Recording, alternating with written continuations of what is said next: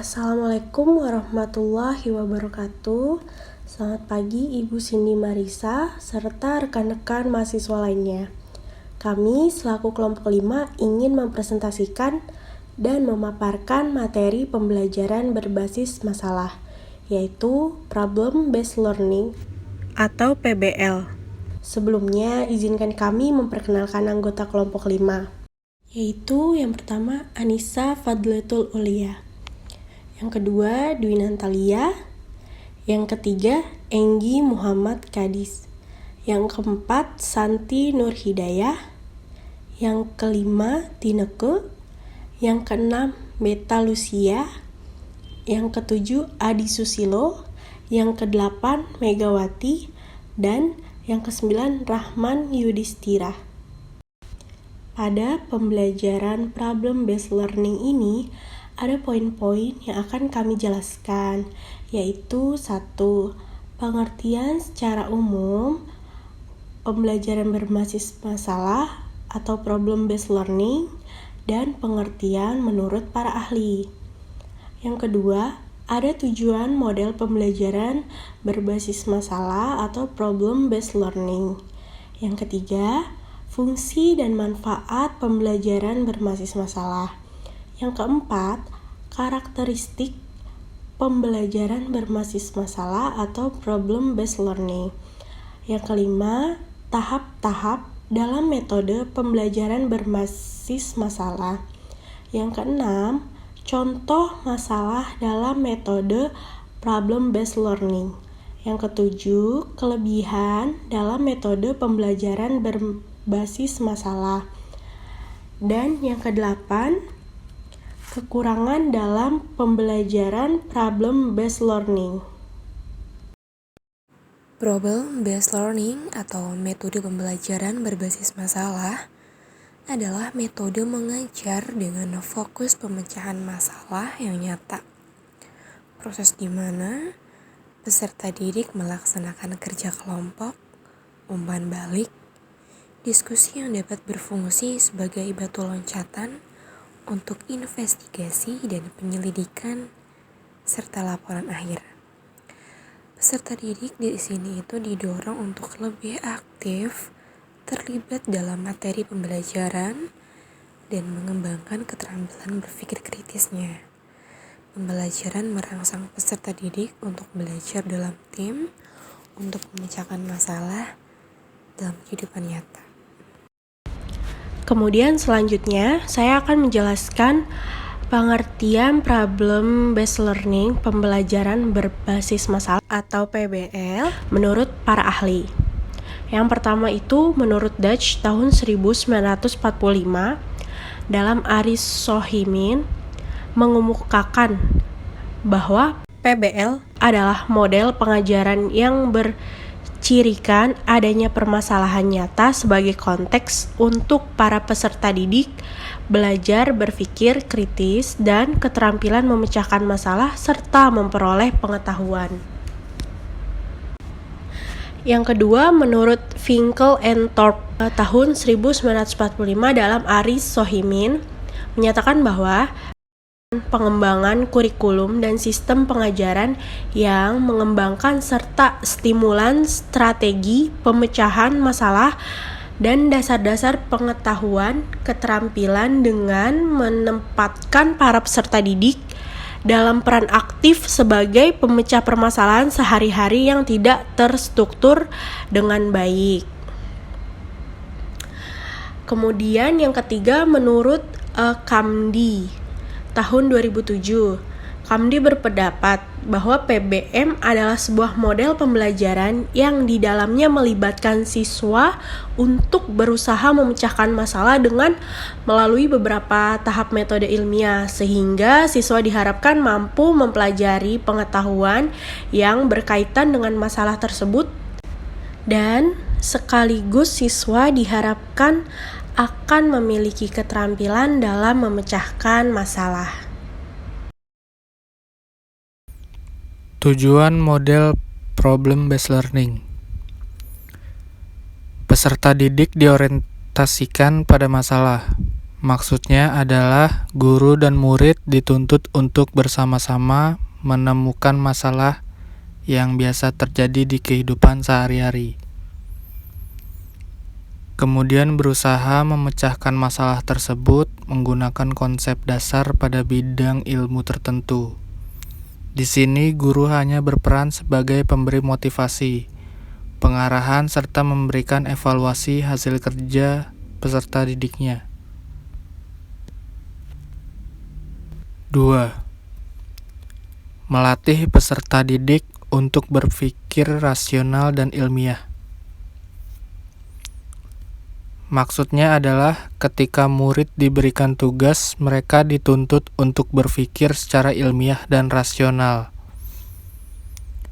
Artinya, peserta didik harus mampu memecahkan masalah berdasarkan pada metodologi tertentu. Dalam membuat hipotesis atau praduga, harus didasarkan pada pemikiran yang rasional dan bisa diterima oleh akal sehat.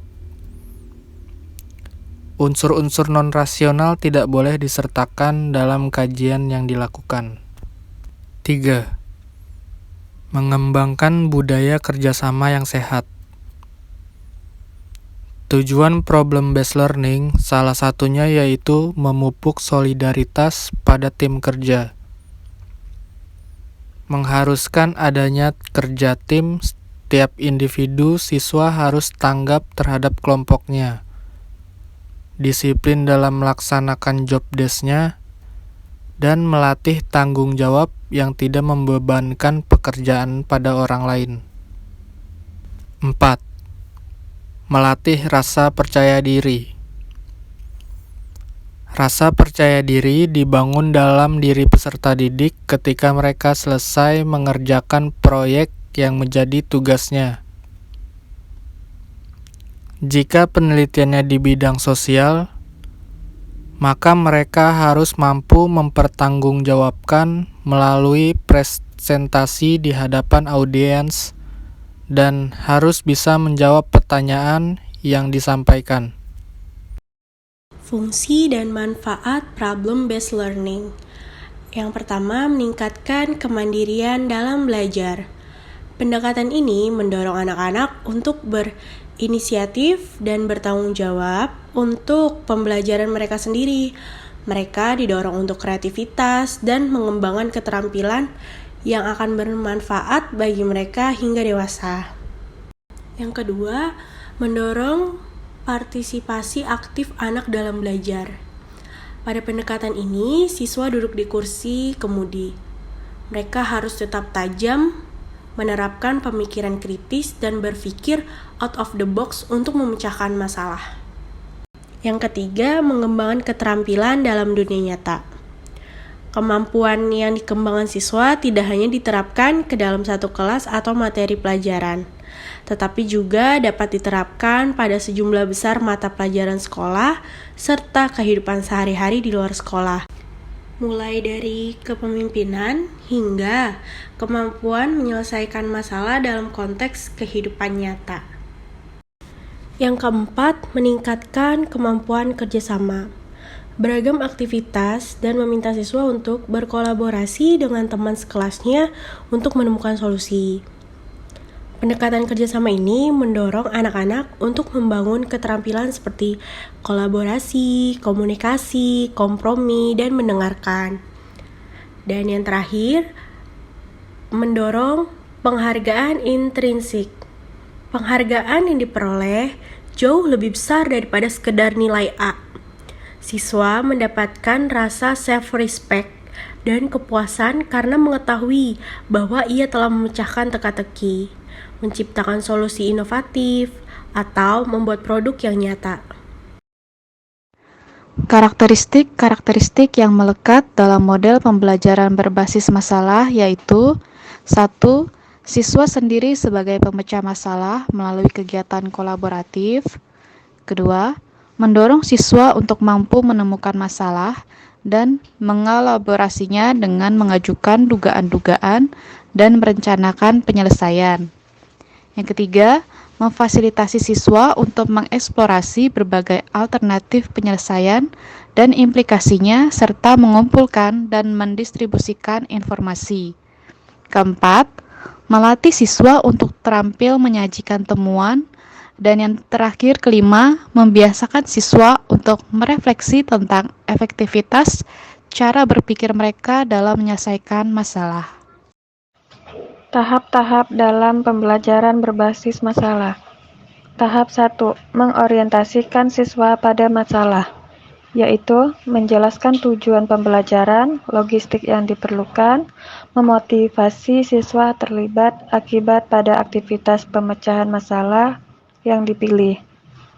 Tahap 2. Mengorganisasi siswa untuk belajar, yaitu membantu siswa membatasi dan mengorganisasi tugas belajar yang berhubungan dengan masalah yang dihadapi. Tahap 3. Membimbing penyelidikan individu maupun kelompok, yaitu mendorong siswa mengumpulkan informasi yang sesuai, melaksanakan eksperimen, dan mencari untuk penjelasan dan pemecahan. Tahap 4. Mengembangkan dan menyajikan hasil karya, yaitu membantu siswa merencanakan dan menyiapkan karya yang sesuai seperti laporan, video, dan model, dan membantu mereka untuk berbagi tugas dengan temannya. Tahap 5. Menganalisis dan mengevaluasi proses pemecahan masalah, yaitu membantu siswa melakukan refleksi terhadap penyelidikan dan proses-proses yang digunakan selama berlangsungnya pemecahan masalah. Contoh masalah dalam metode pembelajaran berbasis masalah. Contohnya adalah dengan topik atau tema kependudukan dan lingkungan. Tahap 1. Guru menunjukkan kepada peserta didik sebuah foto atau gambar yang menunjukkan menumpuknya sampah di tepi jalan di tengah-tengah lingkungan padat penduduk. Kemudian peserta didik mengamati gambar dan diminta memberikan tanggapan juga terhadap pendapat gambar atau foto yang diberikan. Tahap 2. Guru membantu peserta didik mendefinisikan dan mengorganisasikan pertanyaan atau masalah yang akan dicari penyelesaiannya. Kemudian peserta didik diberi tugas untuk menggali informasi dari buku tentang pengaruh jumlah penduduk terhadap sampah yang dihasilkan secara berkelompok. Tahap 3. Peserta didik mengumpulkan informasi untuk membangun ide mereka sendiri dalam memecahkan masalah tentang pengaruh jumlah penduduk terhadap sampah yang dihasilkan. Peserta didik melakukan penyelidikan melalui lembar kerja dengan menugaskannya di luar pembelajaran. Guru membagikan lembar kerja, menghitung volume sampah yang dihasilkan oleh rumah tangga, dan membimbing penyelidikan yang dilakukan peserta didik. Tahap 4. Peserta didik mencatat data hasil penyelidikan kelompok dalam lembar kerja, kemudian mengolah data yang diperoleh dari kelompoknya, serta menjawab pertanyaan pada lembar kerja. Peserta didik menyajikan hasil pengolahan data dalam bentuk. Tahap 5. Peserta didik dan guru mengevaluasi dan menganalisis hasil penyelidikan melalui diskusi kelas. Selanjutnya mempresentasikan hasil penyelidikan dan diskusi di depan kelas. Dilakukan dengan penyamaan persepsi. Kelompok yang berhasil diberi penghargaan. Kelebihan dalam metode problem-based learning atau pembelajaran berbasis masalah. Yang pertama, mengembangkan pemikiran kritis dan keterampilan kreatif. Yang kedua, meningkatkan kemampuan memecahkan masalah. Yang ketiga, meningkatkan motivasi siswa dalam belajar. Yang keempat, membantu siswa belajar untuk mentransfer pengetahuan dengan situasi baru. Yang kelima, mendorong siswa mempunyai inisiatif untuk belajar secara mandiri. Yang keenam, mendorong kreativitas dalam mengungkapkan penyelidikan masalah yang dilakukan.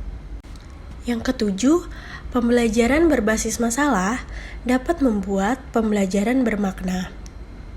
Yang kedelapan, Pembelajaran berbasis masalah atau PBL melatih siswa mengintegrasikan pengetahuan dan keterampilan secara simultan dan mengaplikasikannya dalam konteks yang relevan. Dan yang terakhir, yang ke-9, pembelajaran berbasis masalah dapat meningkatkan kemampuan berpikir kritis, menumbuhkan inisiatif peserta dalam bekerja, memotivasi internal untuk belajar, dan dapat mengembangkan hubungan interpersonal dalam bekerja kelompok. Assalamualaikum warahmatullahi wabarakatuh. Perkenalkan, nama saya Rahman Yudhistira. Di sini saya akan mencoba memaparkan tentang kekurangan atau kelemahan dalam metode pembelajaran berbasis masalah. Yang pertama, kurang terbiasanya peserta didik dan pengajar dengan metode ini. Peserta didik dan pengajar masih terbawa kebiasaan metode konvensional. Pemberian materi terjadi secara satu arah atau teacher-centered learning. Yang kedua, kurangnya waktu pembelajaran. Proses PBL terkadang membutuhkan waktu yang lebih banyak. Peserta didik terkadang memerlukan waktu untuk menghadapi persoalan yang diberikan. Sementara, waktu pelaksanaan PBL harus disesuaikan dengan beban kurikulum. Yang ketiga, PBL tidak menghadirkan kurikulum baru, tetapi lebih pada kurikulum yang sama melalui metode pengajaran yang berbeda. Yang keempat, siswa atau peserta didik tidak dapat benar-benar tahu apa yang mungkin penting bagi mereka untuk belajar, terutama di domain yang mereka tidak memiliki pengalaman sebelumnya. Demikian materi yang sudah dipresentasikan dari kelompok 5. Kami, kelompok 5, memohon maaf bila ada penyampaian, mungkin ada kesalahan kata atau penyebutan. Kemudian, kami membuka sesi pertanyaan. Sesi 1 ini untuk 3 pertanyaan terlebih dahulu. Terima kasih. Wassalamualaikum warahmatullahi wabarakatuh.